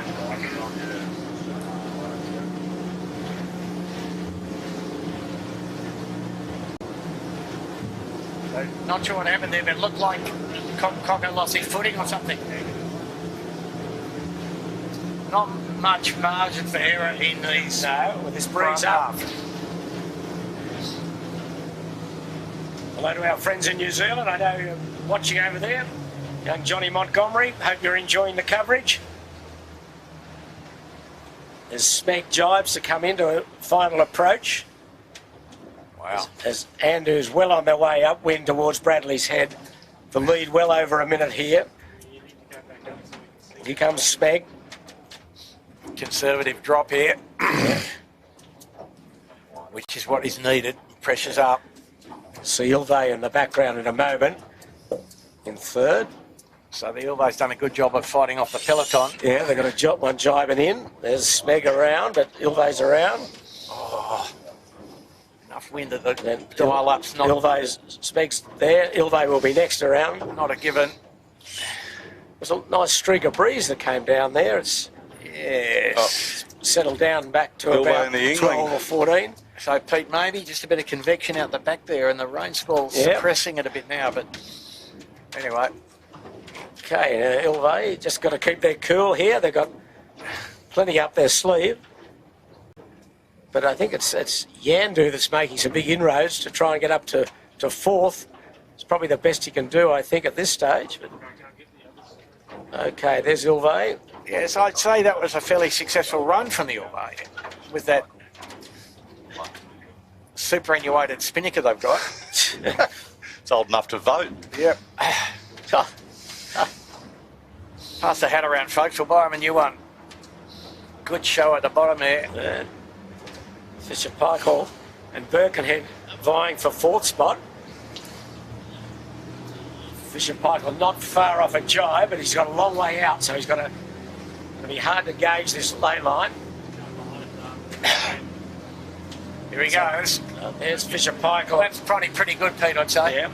Yandu's got himself up into about sixth spot. He got himself into the fight. Yes. Rag and Famish about eighth. 3 leaders have absolutely cleared out. There's Balmain Slate with the orange just going behind. Orange spinning going behind Yandu. And Birkenhead hanging in there. Hanging. Yeah. So Birkenhead will lead Fisher and Paykel around, I think. Oh, it's going to be close here. Yeah. Fisher Paykel on starboard. This might be a bit exciting here. Birkenhead pressure, jibe, drop, but I think they're pretty good. The angle's good. Well, they're going to do a drop and jibe, a jibe and drop, or a jibe drop. Ooh. No, jibe drop. Jibe drop for sure. Yeah. Better turn the boat, men. Better hurry. They got a bit of pressure on the Birkenhead. Yep. So Woody's got himself back up to the front of the peloton at least. Well, he's looking strong for a fourth place here. Yeah. Okay, Birkenhead, nice. They're around. Yeah. Well judged from them. Yeah. Fisher Paykel next. So that combination is steadily improving. And Rag and Famish coming into the picture with the purple chute. They're 2 behind Yandu. Yandu rounds in a close 6th position. Here comes the yellow spinnaker of 18-footer bar and restaurant. Smeg going upwind in the background on port tack. Didn't quite lay into Bradley's Head. What have we got in breeze strength? About 12, Andrew? 13, perhaps? Yeah, you'd give it a 13, wouldn't you? Yeah. So 13 knots is, relatively speaking, quite up range for the big rig. Yeah, it's almost a changeover for Essentially the crossover to the number 2, but the 13 knots only exists on about a half-mile radius at Bradley's Head, and the top of the course is, by and large, being big rig all day, easily. So we're watching Noakes Blue coming downwind, left hand, middle. today's race sponsor. The race sponsor with the green chute is the Royal Oak, and then the Burrawang Hotel with the blue chute. And they're towards the tail of the fleet. And running across with the red spinnaker is Shaw and Partners, today skippered by Ben Bradley with Andrew Isles and Tom Quigley aboard as crew. There's Smeg standing on port tack off Bradley, short of Bradley's Head, laying into Shark Island. And what's the tactics? Tack now, and in midstream, right upwind of them is a long way up, is Andu, who have done a terrific job today. They started pretty well and just kept on keeping on and very impressive performance. It's a simple idea, isn't it, Pete? Well, it is. Start It is. well, lead the race and keep going. Keep on keeping on. Yeah. That's Lazarus Youth there on screen. Yep. Hugo Stoner, Hugo Lemming and Hamish Vass. A little bit of rain over Western Sydney, looking back over the Harbour Bridge as the Lazarus Youth team.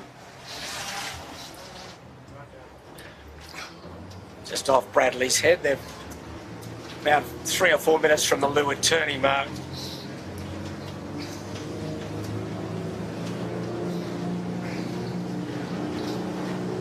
Ilvay coming upwind in 3rd spot.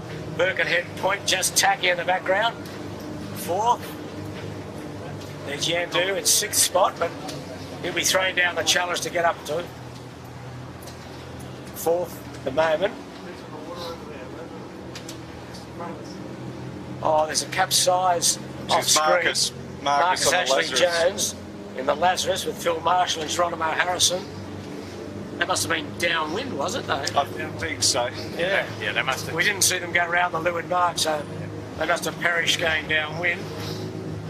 So we're just getting a look here at Lazarus. Jimmy, pretty good stuff. Ilvay. Ilvay. Sorry, Ilvay. What am I saying? Yeah. Ilvay. Pretty good stuff. Sales by Nick Daly and Michael Carter. All looks nice, and so a fair bit of weight on the wire, particularly Charlie in the bow. Big lump of a lad, and They look pretty solid, don't they? Yep. Nice setup, working hard. And they're quite quick uphill, Pete, as we saw on the first beat, and they're not concerned even remotely that it's up range here. So if they can fix, well, Santa Here they Claus go, attacking. a rise with a new chute for them, they'll be competitive. Pretty nice, safe tack. You'll see in a moment Smeg coming across on port in the distance. It's a fair gap to 2nd place. But this is 2nd and 3rd on the water. Yeah, but we did see Schmeck nearly give it back at the bottom end of the last run, didn't we? So it's never over till it's over, particularly when it's up and down like it is today. What's the breeze? 12 knots, perhaps? Yeah, I'd give it 12 right where we are, travelling with Ilvay on the camera cat and Smeg, more or less. That gap's not that big, actually, Pete, is it? No, they've closed it up a bit. But Andu has got a very substantial lead. But Coco will be happy with the performance today. So far, he's pretty strong. A couple of little glam eyes, Little wobbles, but not too bad. better to get rid of them early in the season than late in the year. So Smeg just crossing with a 12-footer going downwind. The distinctive square top of a skinny old 12-footer.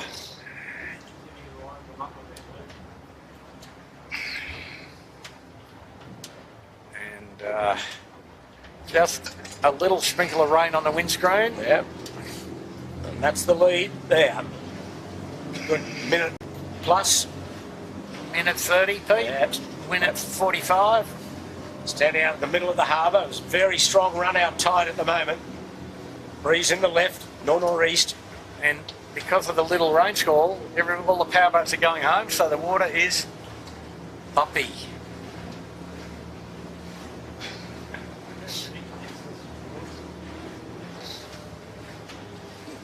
For the viewers, yeah, if you're watching this, you're enjoying what you're seeing, don't forget to hit the like button and share it about. Don't forget to subscribe as well if you're watching on YouTube, so you get notified of when we're going live. And yeah, feel free to leave questions for us three blokes here to answer if you've got any, and yeah, we'll endeavour to try and answer them as quickly as we can.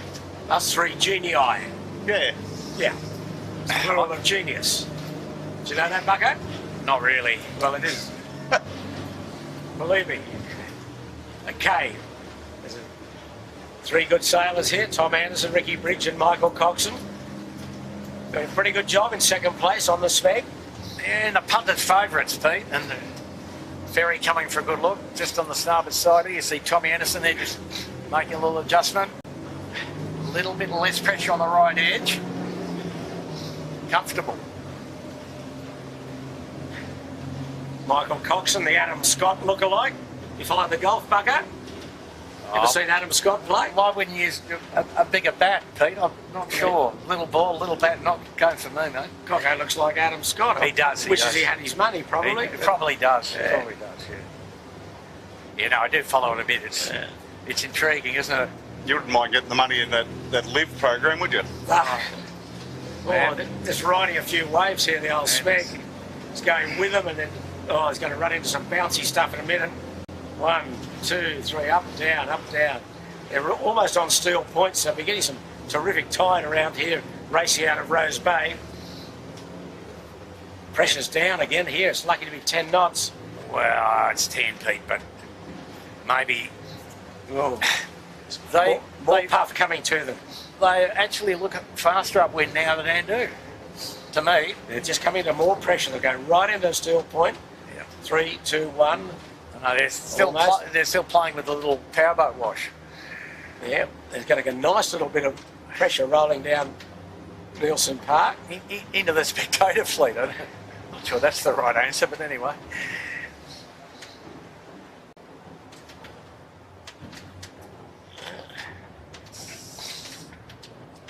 And they've really marched away from Ilve. Wow, this is Well, a separated fleet at the moment. the breeze now lightning again over the whole track. Yes. So, Makes the time delta very, very big at the moment. We'll leave Smeg and we'll go to the race leader, who is standing right into the bottom of glass shore. so Sebi's a big fan of the little extra you get over the gap of Watson's Bay. If there's any east in the northeast or the northeast. Well, both John Winning Jr. and Sebi grew up on the waters of Watson's Bay sailing. Yeah. So they know these area pretty well. As they tack the bottom of glass rocks in the background. And they're through the tack, a nice bit of pressure rolling around the point here. Yeah, And a little bit of right in it too.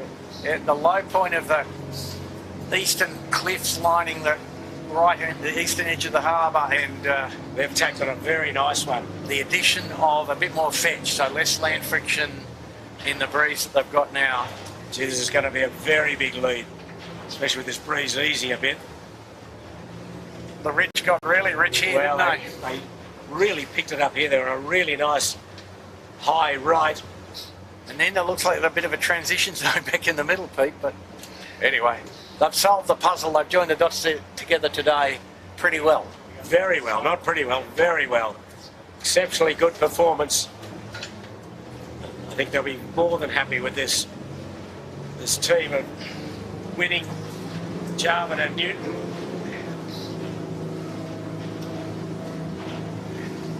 They're about 4 minutes or so from the weather mark, I'd say. And there's good pressure up again at the weather mark, probably a bit left again. Yeah, so it's gone back into two separated breezes again, Pete, really, hasn't Yeah, it? there's To some degree. Andu and Smeg in the background. They're right in the way distance, Balmain Slake and Rag and Famish. Oh, just getting softer here now. Bit of up and down on the Andu. The transition between the easterly flow and the Yeah. more left-handed northerly flow. So the bow's down again a bit on the Andu. And It's quite soft between No. them and the mark. no longer full pressure at all. Crew right forward on the boat. Sydney Harbour can be a bit of a beast sometimes when it's like this. And we're seeing a hard day's work for the sail adjusters today. Dying up here. We're near the Eastern Channel Pile on the camera cat. And it's quite light again. You can see only now Sevi gets out on the wire to join John, and Sam's still sitting in. Just looking upwind, looking for the pressure.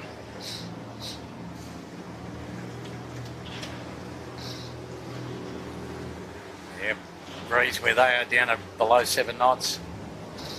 So a bit tricky now. Bumpy water, Yeah. soft air. Smeg could yet pull something out of the bag here, Pete. Watch it. Oh, I don't know what's happening really. Suppressed by that little bit of rain, I think, is the part of the answer. struggling up here. Yep.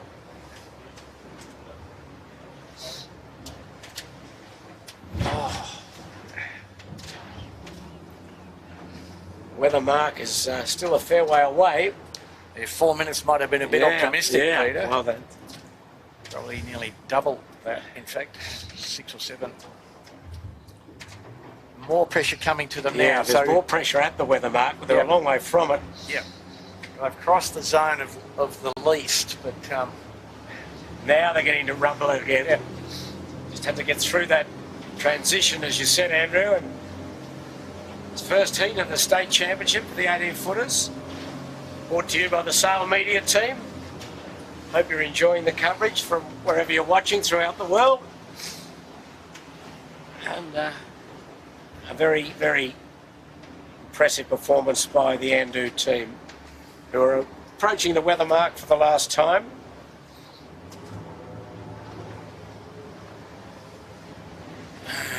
The breeze is up to 9-10 knots now.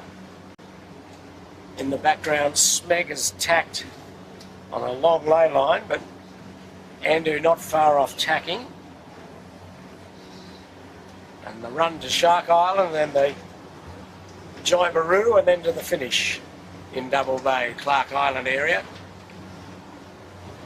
Just looking now, John looking for the lay line, Sevi pointing to the breeze, and there's a boat that's going to go across them at the moment. They'll have to go to windward of this catamaran. Oh, you can just see bumpy water, not much pressure. bumpy water and a bit of dirty air or something, and not so good. No, it's soft and bumpy. Ugh. Yep, that's ugly, isn't it? So that's It's exceptionally ugly, as they say. But meanwhile, back in the pack, Smeg hasn't got all that much pressure, but he's got double what Andu had there for a minute. yeah, well, there's Andu. He's got to be close to attack. Well, he doesn't want to underlay Pete and No, muck this around, stuff- and he's got some bumpy water, so better to just, he's got a good lead, he can spend a little bit here, just... Now these sheets have come into this mark. Yeah. We'll get a time delta on this, see how we go. Remember, he led by a good minute and a half at the leeward mark. But Yeah. My goodness. half an hour beat.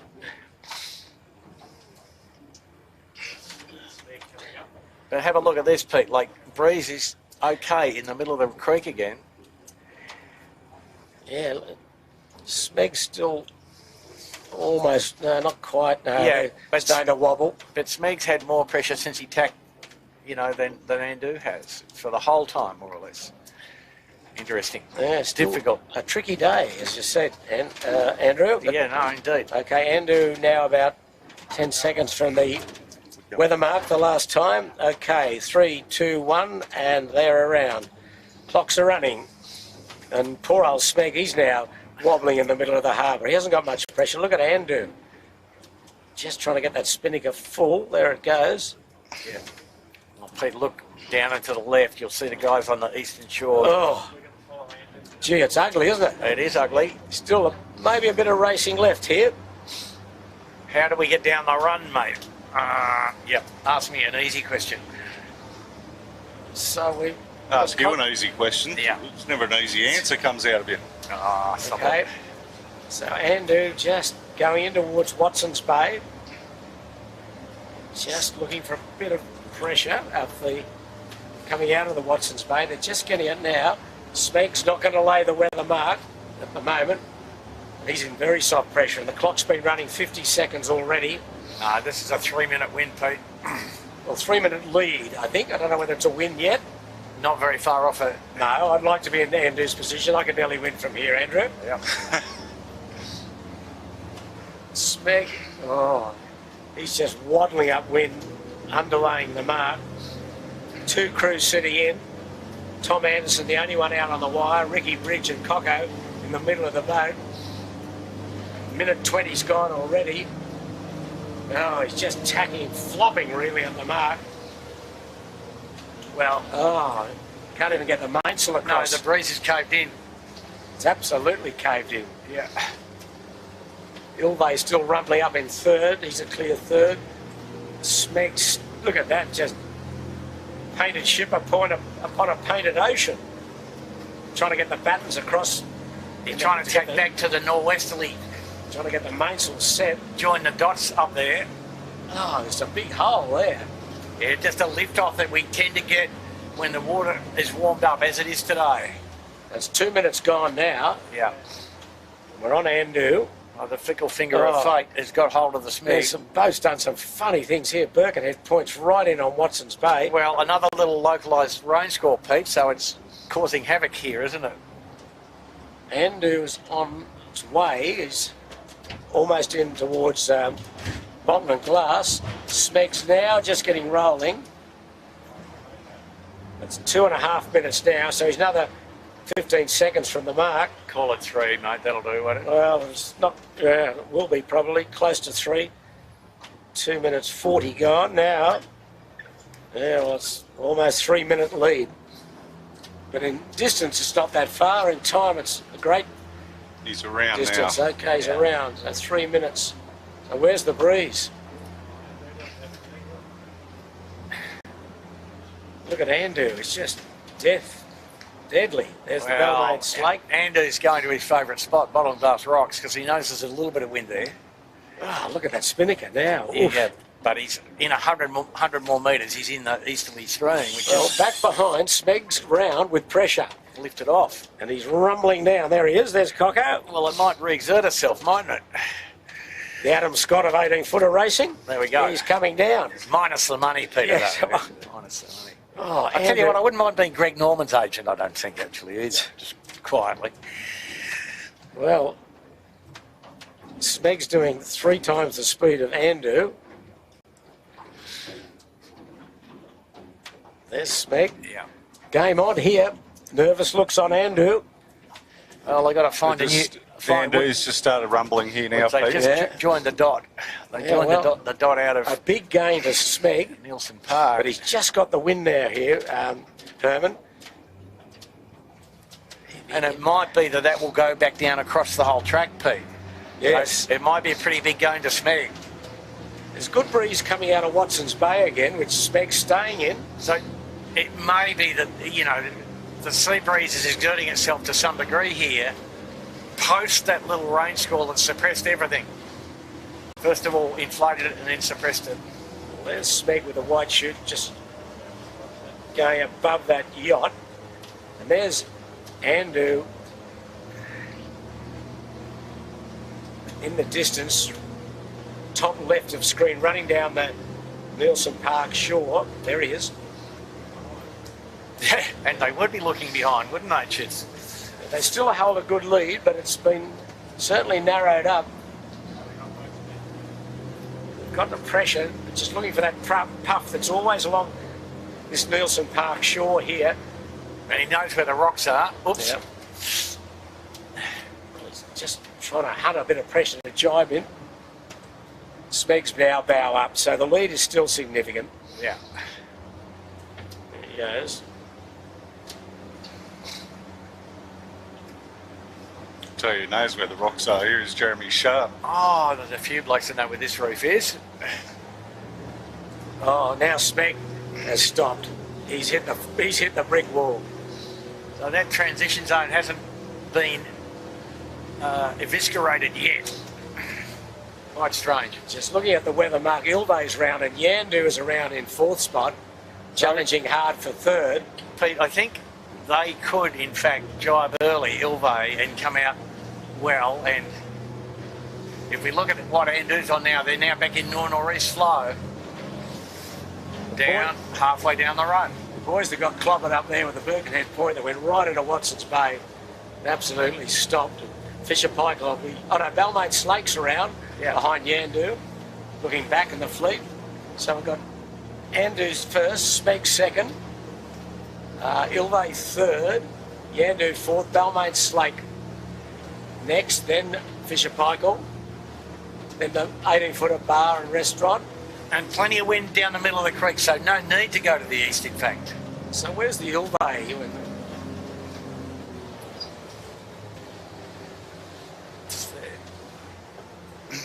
Oh, Ilvay's okay. She's in off the Eastern Channel. Eastern Channel, yep. Okay, but concentrating on Smeg and Andu. This is the fight for the lead, but Andu's still clearly ahead. A few little nervous moments as they went round the weather mark and went in towards Watson's Bay. The breeze got very light. Things look pretty good. They're just going through a few little waves. Now, jibe angle critical here, Andrew. We'll try 85 this time, Pete. 85, wow. Yeah. Tightening up, eh? Yeah. They're coming into more pressure, strangely enough. Yeah. There's Smeg. See how calm it is there on Nielsen Park, eastern side of the harbour, eastern suburbs. Now Andu's starting to rumble. Yeah. In the northerly stream, though, the northeasterly flow. So more pressure and header on starboard jibe. Sevi Jarvin sitting in the middle of the boat, just checking out the angles. Sam Newton and John Winnie on the trapeze. Looks all pretty nice at the moment. Big waves are going to go through. And there are some big waves, aren't there? Yeah, up and down. No problems to this polished outfit.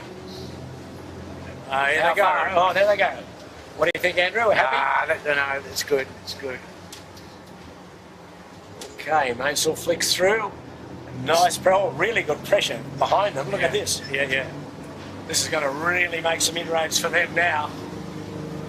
So the rich get richer, but they look like they've overcooked. But as soon as they get out of the middle of the harbour, the bow will go up again, I think. So maybe a 70-degree jibe angle was the right answer. Jesus. Because of the header. So the northeast flow re-exerting itself. Really good pressure behind them. Yeah. And the other guy's still out the back of this flow. If we look up wind, Smeg at about 8 knots of wind. These guys even further ahead now to 18 knots of wind. Going to drop the chute. Best puff of the day. A few little white caps behind them. Yeah. They may have the day. Here they go. Here they go. In for the drop. Amazing. Sam Newton's in. Who would have thought? There they go. Look at that great crew work. Resting the spinnaker in. It's in. Almost.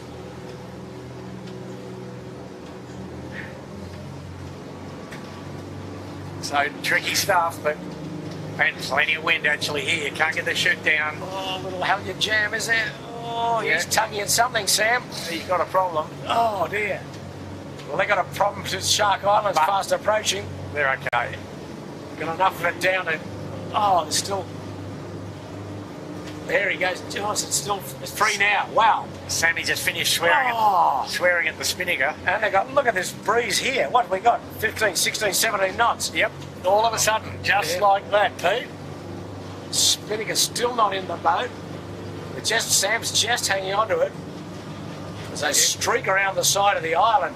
Yeah. You really can't see how close they are. They're very close to Shark Island. They're just going to nurse it to the market. They're now in the point up to stay alive, and they've got to do a little bear away here, but he's got the chute in the bag, and here they go.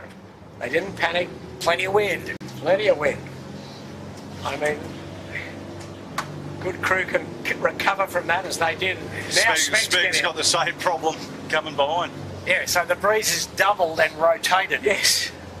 Wow, what a day. So now the challenge for Andu is probably a 2-sail jibe here. Oh, Jesus. Stay with the breeze. Really getting some good puffs over Vaucluse. Now, Andu's screeching away. And Wow. Wow. Hang on to it, boys. There's the mark you see in a moment. That's the Shark Island mark. Holy crap. Jibe with the finish. Wow. They're talking about something, a set or a granny. Jibe. Jibe, I think. This is hairy. Now they're going to set. So that's a safer thing. They're going to... Yep. Jibe with speed. Jibe with speed, exactly. Great set, wasn't it? Brave. Yeah, I mean, they struggled a bit there, but a good crew can recover from that. That's exactly what they did. She's a bit of a handful, the 18, when it gets... That's well above range for the rig. Smeg's dropped their chute. Behind, they're going to do the same manoeuvre right along the eastern side of Shark Island. There they are, main and jib reaching. Andu set up, beautiful jibe. So at the moment, There they go. There is plenty on there. Eastern end of Point Piper. Yeah. Just now the run to the finish. And the breeze is right up. They can't get the top of the main across. They do now.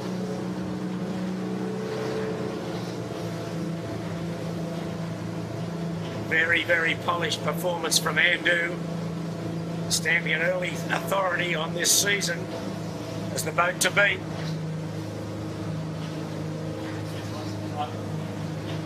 Smeg coming down to the Shark Island mark.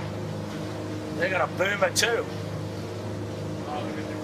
Oh, that Good stuff. there's a power boat just to windward of. Oh, geez, watch the wings, boys.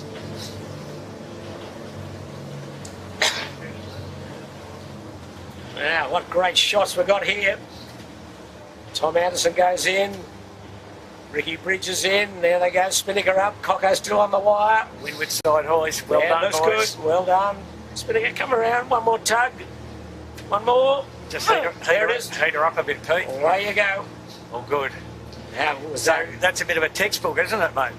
Well, what great shots from our drone. Look at that. We're right with them. Not far off the jibe here. Set up, There they go. jibing, and how good. Oh, Cocko. We said too soon. No, perfect work. Pretty safe and pretty good.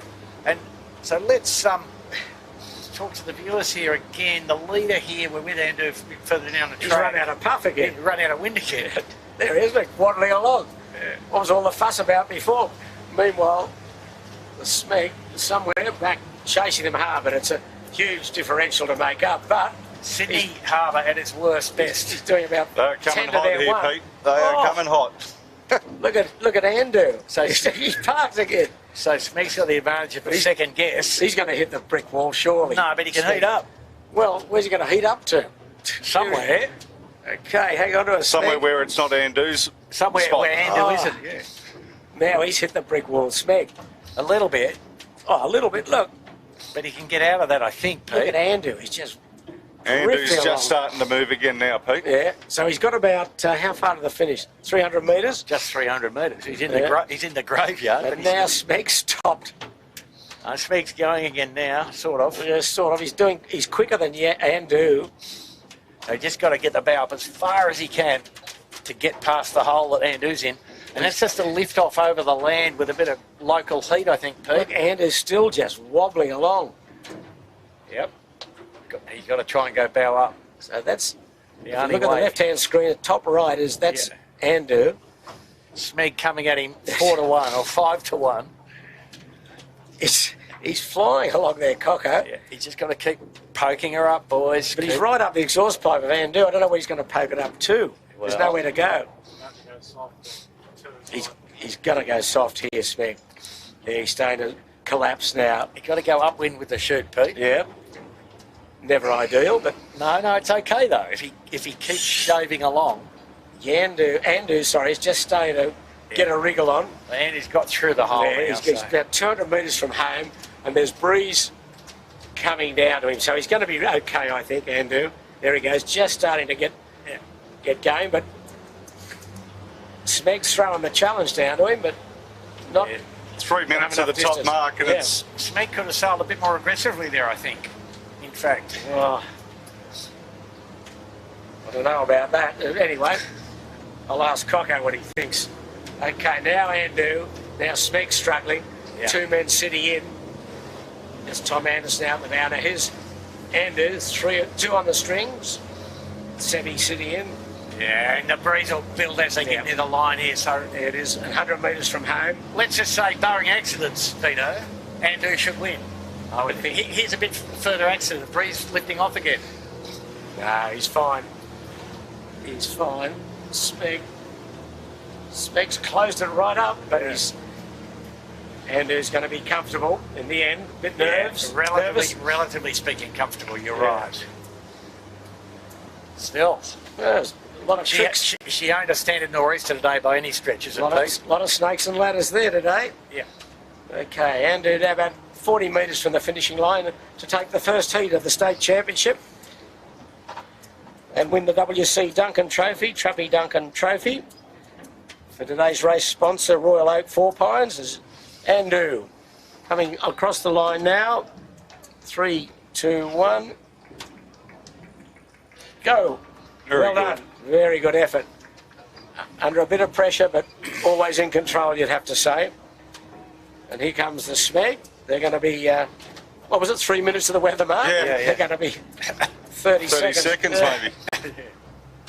So, good effort from those boys. Yeah, they'll be pleased as well. 20. And, I mean, Pete, today a pretty good test of adjustability upwind. So Smeg has passed that test. Yeah, 30 seconds, that'll do. Yep. Well done. And as we noted, the punter's favourite. Round of applause. And now coming at us, full ball from the jibe mark. Ilve maintaining a good solid third. And They've done a good job, the Ilve boys. yeah, they haven't. Aside of lacking a bit of speed downhill, they've been pretty good. It's a long way back. It's a minute gone already, and they're still about 3 minutes from the finishing line. Cam Gundy and his brother Charlie and Harry Bethwaite. Harry on the sheet, Charlie in the bow. And they've sailed this league very well, actually, Pete. They've maintained full noise, and you can see them really heating up now. Yeah. It's a big hole there, isn't there? Just Yep. now Well, they get the bow down. it's not the first time it's happened to No. Point Piper by any stretch, but unusually severe today. So I think a day that really belonged to Andoon in the first heat of the state titles. They were good off the start line and led at every mark. Good at the start line and thereafter, I would And say. at the finishing line. And Yeah. I think they'd be very, very happy with that performance. They were in control and excellent Fisher crew work, Parkland, excellent fourth. speed. And they kept on keeping on under a little bit of pressure at times from Smeg, but really they had enough up their sleeve to have a very, very convincing win, and must be giving them a lot of confidence going into the rest of the year. As we're watching the Ilve, I think coming down in third spot. The Rag has got himself up into fifth spot. So Ilve now still hunting a bit of pressure. Geez, Fleet's really got spread out now, hasn't it? Well, Pete, it's remarkable that anybody's inside of another, really, in a sense, isn't it? Given the numbers of snakes and ladders. But this is really, the peloton here. Birkenhead, Yandu, Kitchen Maker, Rag and Ilve. So 5 boats in a reasonable space, and Balmain fallen off the back of it a bit, but good shot here of the Ilve. Cam and Charlie Gundy and Harry Bethwaite in the middle. Well, 3 minutes gone already, and they're about another... Oh, they're above the finishing line, so they've got one jibing in. So it'll be 4 minutes, the delta to between first and third. And that puff has sort of half gone away, Pete. Just lasted. She was a beauty down the island there, wasn't it, for Smeg and amazing. Andu? Amazing. Ilve, just one more jibe in, just looking at it now. 3, 2, 1, there we go. No problem. Yeah. Nice jibe. So they'll feel happy with their upwind speed. And, they've executed quite well, haven't they? So that's just on, there'll be 4 minutes adrift of the winner, Andu. It was one of those days that there were a lot of holes and it was easy to extend and easy to get caught. But Andu was the boat that extended the best.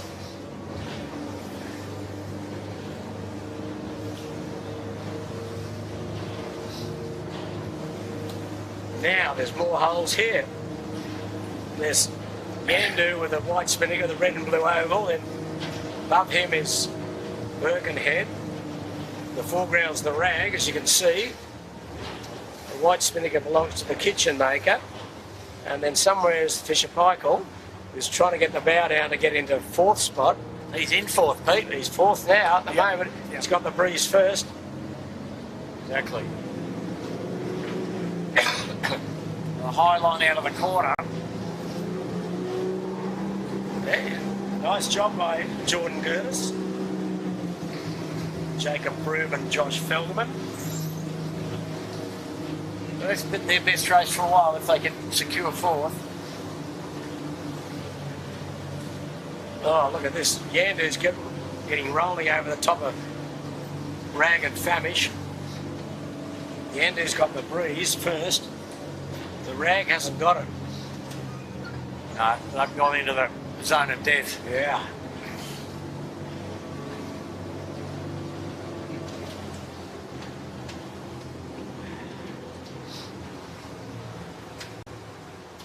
Okay, we're on fourth place, Fisher Paykel.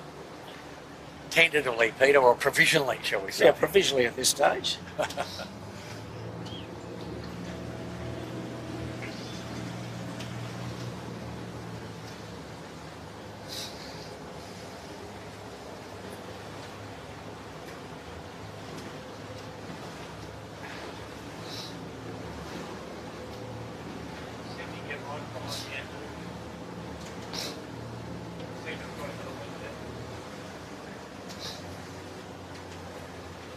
A bit early here. There they go. There's off-camera Fisher Paykel's jibe. Pete, you're right, early. Yandu's got over the top of the Rag. No, Fisher Paykel looks okay at the moment for fourth. Good battle for fifth. Pretty short finishing line. Oh, and a good puff. So I don't think Yandu can jibe, Pete. I think he's held out by the Rag here. Do you think so? I think he's clear. He's jibed and the Rag's jibed. The Rag's seen Fisher and Paykel's on the lay line. What was that? Yep. Oh, Fisher Paykel, what are they doing? They're Well, the line is sort of parallel with the track. So yes, that's right. got a bit of a problem. I think they'll get there all right. Good race for fifth, but I think who knows? Who wants to predict the wind at Point Piper in 5 minutes' time? Fisher Paykel, fourth for Jordan Gertis. Good effort. Not me. Wow. Here comes the battle for fifth. Yeah. Who is it? Rag's trying to get the bow down in front of... The Rag's going to beat the Yandu, I think. I don't know about that. Oh. I know a bit about dirty air, Pete, don't you? Yeah, I think so. Now you do. I told you Rag could get there. Yeah, I told you that. Oh, gee, Rag. Yandu. Oh, well.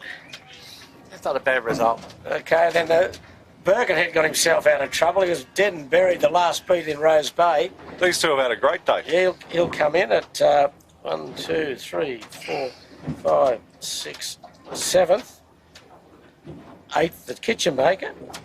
He's done pretty well. Lachlan Steele, Jerome Watson, Finn Rodowitz in 8th. And then who's this here? We got The Royal Oak. The Royal Oak, Next. today's race sponsor. They are in 9th.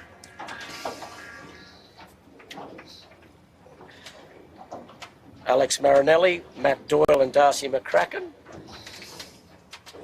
They've beaten their other hotel, the Burrowang. So the Royal Oak next. And winding the 10 out will be the Balmain Slake. Well, it's been a terrific day's racing, really. A bit of everything. Nor'easter that really didn't power in too much. It was up and down, a few holes. But certainly the cream rose to the top with Andu putting in a very, very good performance. As we're just watching Balmain Slake come down, he'll be 10th. Then behind him will be Noakes Blue, I think. Yep. Then the Burrowang. And then looking back, who have we got there, Jimmy, with that white spinnaker? That's the Noakes Youth. That's the Noakes Youth. And then you got a bareheaded 18-footed bar and restaurant. Okay. Torn shoot, Jimmy, perhaps, eh? Yeah. So Balmain Slate coming across now in 10th. Noakes Blue will be 11th. Burrowang 12th. Then the Noakes Youth. And then the 18-footer restaurant. And we're well up early, but have certainly dropped back. They obviously can't set the spinnaker for some reason. And then the final two will be Shore and Partners, and and Lazarus Youth, I both think. of which we believe have been in the tide at some stage, not observed by us. Yeah, they're a long way back. Well, anyway, I think we're happy to wind this all up from Sydney Harbour. Hope you've enjoyed it. We've certainly enjoyed bringing it to you, the first heat of the state championships. Next Sunday, same place, same time. The Sale Media team will be back, bringing you the second heat. So today, it all belonged to Andu, John Winning, Sam Newton, Sebi Jarvan first, Smeg second, Ilvay third, Fisher Paykel fourth, Rag and Famish fifth, Yandu sixth, Birkenhead 7, Kitchenmaker 8th, Royal Oak 9, and Balmain Slake 10th. So as the day closes down here on the harbour, on behalf of all the team here, of all the tech boys who have done a great job as usual, bringing the pictures above the water from the drone and on the water, on behalf of Jim Bury and Andrew Buckland, I'd like to say good afternoon. Hope for your company, same place, same time next week. This is Peter Shipway saying a very good afternoon to you all.